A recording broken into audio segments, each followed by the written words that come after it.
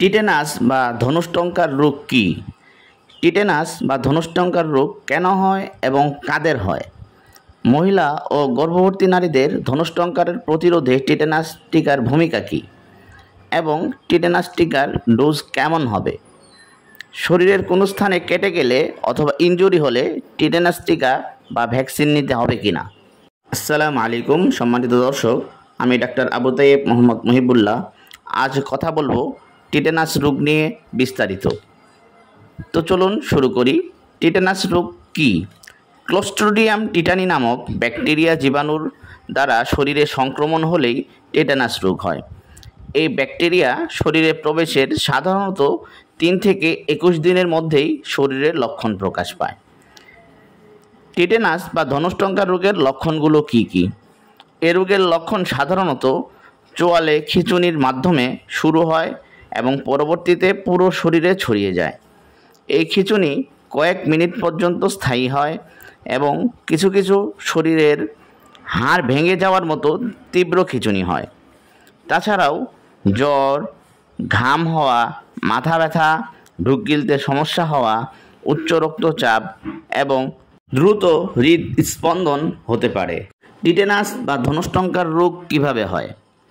সাধারণত tetanus vaccine না দেওয়া থাকলে এবং ময়লা, অপরিষ্কার, অপরিচ্ছন্ন অথবা দূষিত অথবা মরিচাযুক্ত কোনো বস্তু দ্বারা শরীরের কোনো স্থান ক্ষত হলে, কেটে গেলে অথবা ইনজুরি হলে তার পরবর্তী 48 ঘন্টার মধ্যে টিটেনাস টক্সয়েড ভ্যাকসিন বা টিটি টিকা গ্রহণ না করলে টিটেনাস বা ধনুষ্টঙ্কার রোগ হতে পারে। টিটেনাস বা ধনুষ্টঙ্কার রোগের চিকিৎসা কী? সাধারণত টিটেনাস রোগের চিকিৎসা শুরু করা হয় টিটেনাস আইভি ইমিউনোগ্লোবিউলিন, বিভিন্ন অ্যান্টিবায়োটিক থেরাপি যেমন মেট্রোনিডাজোল এবং ডায়াজিপাম জাতীয় বিভিন্ন ওষুধ সাধারণত ব্যবহার করা হয়ে থাকে। এ রোগ থেকে 10% রোগীর মৃত্যু হতে পারে। টিটেনাস বা ধনুষ্টঙ্কার রোগ কিভাবে প্রতিরোধ করবেন? সাধারণত ছোটকালে শিশুদের পেন্টাভ্যালেন্ট নামক একটি টিকা দেওয়া হয়, যার মধ্যে ধনুষ্টঙ্কার, ডিপথেরিয়া, হুপিং কাশি, হ্যাপাটাইটিস ও ইনফ্লুয়েঞ্জা ভ্যাকসিন থাকে, যেটা 0.5 ml করে 6 সপ্তাহ, 10 সপ্তাহ এবং 14 সপ্তাহে মোট 3টি ভ্যাকসিন বাম উরুর মাংসপেশিতে শিশুদের দেওয়া হয়। এই ভ্যাকসিনগুলোর মধ্যে ধনুষ্টঙ্কার ভ্যাকসিন 10 বছর পর্যন্ত সুরক্ষা দেয়। তারপর 10 বছর অন্তর অন্তর একটি করে ভ্যাকসিন নিলে আজীবন পর্যন্ত টিটেনাস থেকে সুরক্ষা পাবে। তাছাড়া ছোটোবেলায় ভ্যাকসিন না দেওয়া থাকলে এবং ইনজুরি যদি ডার্টি ওন্ড হয় বা অপরিষ্কার বা অপরিচ্ছন্ন কোনো ধাতব বস্তু বা মরিচাযুক্ত কোনো বস্তু দ্বারা ইনজুরি বা ক্ষত হয়, সেই ক্ষেত্রে তাকে 3 ডোজের টিটেনাস ভ্যাকসিন এবং 1 ডোজের ইমিউনোগ্লোবিউলিন ভ্যাকসিন বা টিকা দিতে হবে। টিকার ডোজ হবে: প্রথম ডোজ ইনজুরি বা আক্রান্ত হওয়ার 48 ঘন্টার মধ্যে প্রথম ডোজ অর্থাৎ একটি টিটেনাস টক্সয়েড ভ্যাকসিন এবং একটি ইমিউনোগ্লোবিউলিন টিকা দিতে হবে।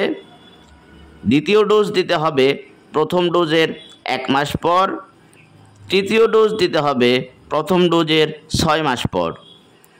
3টি ডোজ কমপ্লিট করলে 10 বছর পর্যন্ত রোগী সুরক্ষা পাবে।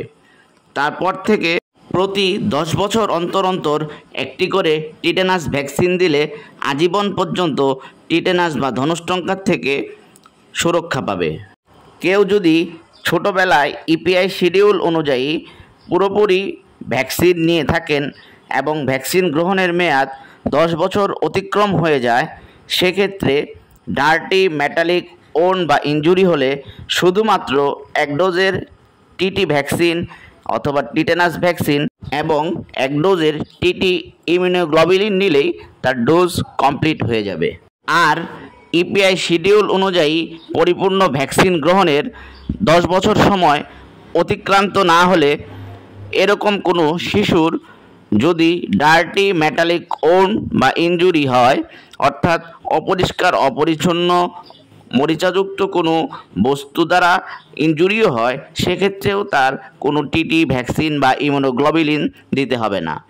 আর সর্বদাই ক্লিয়ার কাট ইনজুরি বা ক্লিন ওন অর্থাৎ পরিষ্কার পরিচ্ছন্ন কোনো কিছু দ্বারা ইনজুরি হলে সেক্ষেত্রে কোনো টিটি ভ্যাকসিন বা টিটেনাস ভ্যাকসিন দিতে হবে না। টিটেনাস বা ধনুষ্টঙ্কার প্রতিরোধে মেয়েদের টিটেনাস দেওয়ার সময়সূচি বা ডোজ। মেয়েদের 15 বছর বয়স হয়ে গেলেই প্রথম ডোজ এর টিটেনাস টিকা দিতে হবে। দ্বিতীয় ডোজ প্রথম ডোজের 28 দিন পরে, তৃতীয় ডোজ দ্বিতীয় ডোজের 6 মাস পরে, চতুর্থ ডোজ তৃতীয় ডোজের 1 বছর পরে, পঞ্চম ডোজ চতুর্থ ডোজের 1 বছর পরে। সরকারি হাসপাতাল ও সরকারি স্বাস্থ্যকেন্দ্রে বিনামূল্যে এই ভ্যাকসিন দেওয়া হয়। সাধারণত প্রতি রবিবার সকাল 9টা থেকে বিকাল 4টা পর্যন্ত এই ভ্যাকসিন কার্যক্রম চালু থাকে। টিটেনাস বা ধনুষ্টঙ্কার প্রতিরোধে গর্ভবতী মহিলাদের টিটেনাস টিকা দেওয়ার ডোজ। গর্ভবতী মহিলা যদি ইতিপূর্বে অর্থাৎ গর্ভধারণের আগেই তার টিটি ডোজের 5টি টিকা পরিপূর্ণ নিয়ে থাকেন, তাহলে গর্ভধারণ করার পরে অর্থাৎ গর্ভবতী অবস্থায় আর কোনো টিটি টিকা নেওয়ার প্রয়োজন নেই। গর্ভবতী মহিলাদের ইতিপূর্বে কোনো টিটি টিকা দেওয়া না থাকলে গর্ভাবস্থায় 5 মাসের পরে প্রথম ডোজের 1টি টিকা এবং 1 মাস পরে দ্বিতীয় ডোজের 1টি টিকা, অর্থাৎ গর্ভাবস্থায় 5 মাসের পরে 1 মাস অন্তর অন্তর মোট 2টি টিকা নিতে হবে। তবে অবশ্যই মনে রাখতে হবে শেষ ডোজ অর্থাৎ দ্বিতীয় টিকাটি সন্তান প্রসবের 1 মাস আগে অবশ্যই নিতে হবে। তবে গর্ভধারণের আগে মেয়েদের ইপিআই শিডিউল অনুযায়ী যে 5টি ভ্যাকসিন নিতে হয়, তার মধ্যে শুধুমাত্র 2টি টিটি ভ্যাকসিন নেওয়া থাকলে গর্ভধারণের 5ম মাসের পরে তৃতীয় ডোজ এবং সন্তান প্রসবের পরে চতুর্থ ও 5ম ডোজের টিটি টিকা নিতে হয়। তবে গর্ভধারণের আগে তৃতীয় টিকা পর্যন্ত দেওয়া থাকলে এবং 1 বছরের মাঝে গর্ভধারণ করলে গর্ভাবস্থায় কোনো টিটি টিকা দিতে হবে না। সেই ক্ষেত্রে সন্তান প্রসবের পরে চতুর্থ ও 5ম ডোজের টিটি টিকা কমপ্লিট বা পরিপূর্ণ করতে হবে। গর্ভবতী মহিলাগণ এই টিটেনাস টিকা কেন নেবেন? এই টিকা সাধারণত মা ও শিশু উভয়েরই টিটেনাস বা ধনুষ্টঙ্কার রোগ প্রতিরোধ ক্ষমতা গড়ে তোলে। প্রসবকালে অস্বাস্থ্যকর পরিবেশ, অপরিচ্ছন্ন ও অপরিষ্কার বিভিন্ন ছুরি, ব্লেড, কাঁচি ব্যবহার করে বাচ্চার নাভির নার্ভ কাটলে ধনুষ্টঙ্কার রোগ হতে পারে। তাই ধনুষ্টঙ্কার রোগ প্রতিরোধে সময়মতো শিশুদের, মেয়েদের এমনকি গর্ভবতী মহিলাদের টিটেনাস টিকা নেওয়া অবশ্যই জরুরি। আজ এই পর্যন্তই। অন্যদিন অন্য কোনো টপিকস নিয়ে পুনরায় কথা হবে। আর আপনাদের অন্য যে কোনো বিষয়ে জানার থাকলে অথবা কোনো প্রশ্ন থাকলে আপনারা কমেন্ট বক্সে অথবা ইনবক্সে জিজ্ঞাসা করতে পারেন। ধন্যবাদ সকলকে। আসসালামু আলাইকুম।